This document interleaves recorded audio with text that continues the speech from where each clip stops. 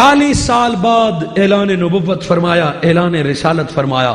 میرے آقا صلی اللہ علیہ وآلہ وسلم نے جب اعلان رسالت فرمایا، لوگوں نے دلیلیں مانگی، لوگوں نے معجزے مانگے. ارے پچھلے نبیوں کو معجزے ملے تھے 2 3 4 اور 5. عیسیٰ علیہ السلام سے کسی نے معجزہ مانگا تو نبی ہے تو مردہ زندہ کر کے دکھا.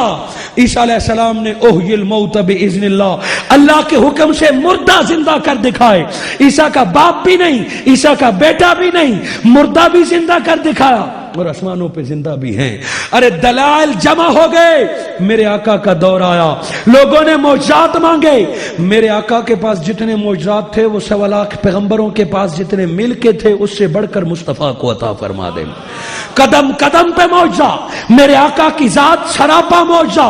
میرے آقا نے کیا کیا معجزے نہیں دکھائے.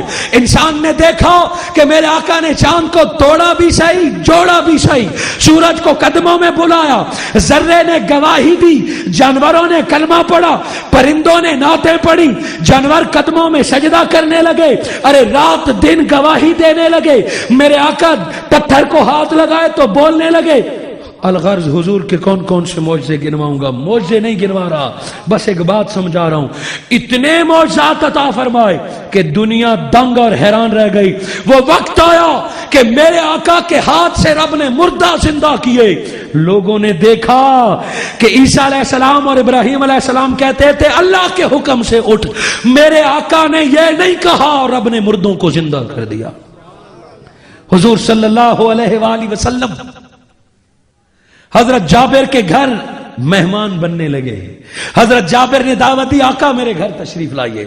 حضرت جابر خوشی سے گھر گئے اور بیوی سے پوچھا نبی ہمارے گھر آ رہے ہیں. بیوی نے کہا گھر میں تو کچھ نہیں، بس ایک دودھ دینے والی بکری ہے. حضرت جابر نے فرمایا جو بھی ہے اب تو آقا تشریف لا رہے ہیں. حضرت جابر نے چھری اٹھائی اور بکری کو ذبح کر دیا. خوشی میں گم ہو گئے، نبی تشریف لا رہے ہیں. حضرت جابر کے 2 بیٹے تھے کھیلتے ہوئے. ایک بیٹے نے دوسرے بھائی کو لٹایا کہ ابا نے اس طرح بکری ذبح کی ہے.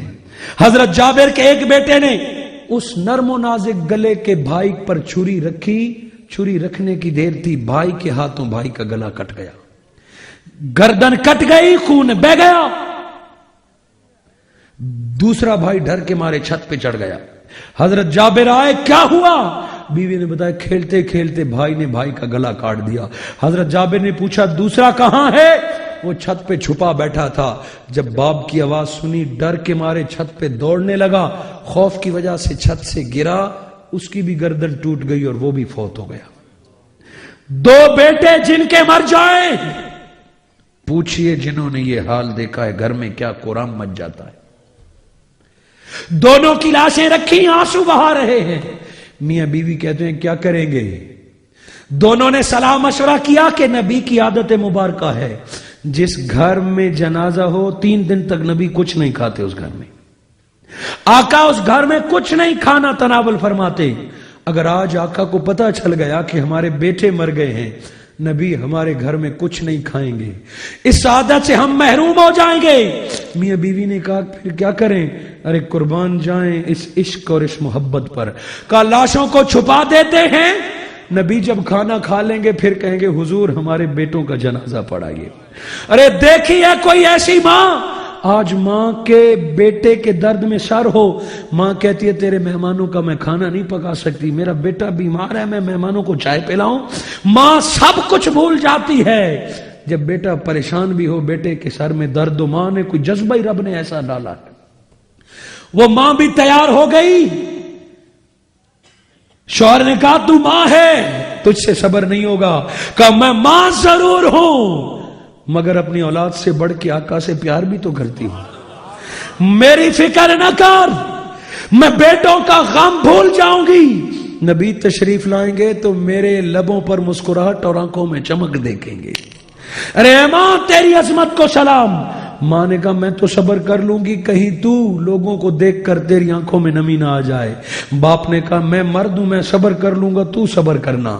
मेरे आका तशरीफ लाए, मियां बीवी गम भूल गए, आका को खुशामदेद कहा, घर में ईद हो गई, बर्तन खनकने की आवाज आ रही है। आका के सामने बर्तन लगा दिए, पूरी बकरी जो भुनी हुई थी आका के सामने रखे। अरे दोस्तों, जो नबी से मोहब्बत करते हैं और दीन की खातिर कुर्बानी देते हैं, उनकी कुर्बानी ना नबी से छुपती है ना दुनिया से छुपती है। अल्लाह उनको अजर अता फरमाते हैं।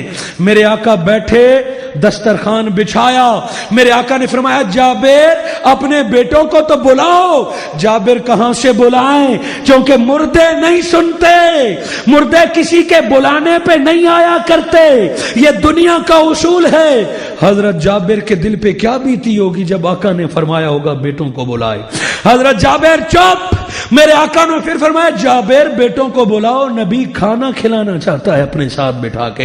हजरत जाबिर चुप। मेरे आका खुद बोले जाबिर के बेटे आओ, नबी तुम्हें खाना खिलाना चाहता है। नबी का पुकारना था, रब ने हुक्म दिया, कटी हुई गर्दनें जुड़ गई, रूह वापस आ गई, बच्चे दौड़ते हुए आए और आका की झोली में बैठ गए। सहाबा ने देखा कि मुर्दे दौड़ते हुए आ गए, मेरे आका ने खाना भी खिलाया उनको। अरे दोस्तों, मुझसे मेरा अकीदा पूछते हैं तो सुनिए, ये तो मेरे आका ने बुलाया और बच्चे जिंदा दौड़ के आ गए।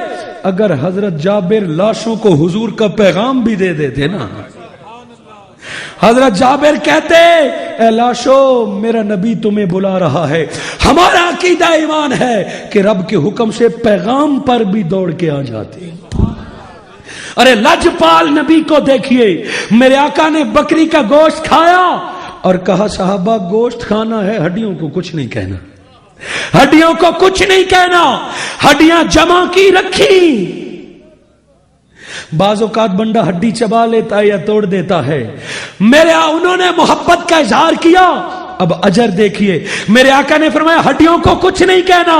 हड्डियां जमा हो गई, बच्चे भी बैठे हैं, बाप भी बैठा है। मेरे अल्लाह के सामने मेरे आका ने हाथ उठाए, मौला तू जानता है तेरे नबी की मेहमान नवाजी के लिए तेरे बंदों की एक दूध देने वाली बकरी थी, ज़बा कर दी। अरे दोस्तों, मेरे आका चाहते दुआ मांगते, मौला 100 बकरियां अता फरमा।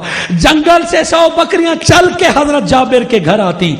मेरे आका ने 100 बकरियों की दुआ ना मांगी, इससे दौलत तो आ जाती, मगर आका के मेहमान नवाजी और मोहब्बत का मौजज़ा सामने ना आता। मेरे आका ने हाथ उठाए, मौला इन्होंने तेरे नबी को खिलाया, यही बकरी इनको वापस कर दे। बस इतनी दुआ करनी थी। हड्डियां जुड़ गई, खाया हुआ गोश्त पलट आया, खाल चमड़ा चढ़ गया, बकरी दुम हिलाते हुए अपने बच्चों के पास चली गई। उठाइए शवाहिदुन नबुव्वा और मदारिजुन नबुव्वा। और सखी लजपाल का वापस करना तो देखिए, कहते हैं कि ज़बा करते वक्त उन्होंने दूध भी नहीं निकाला था खुशी में, और आका ने जब बकरी वापस की तो थन दूध से भरे हुए।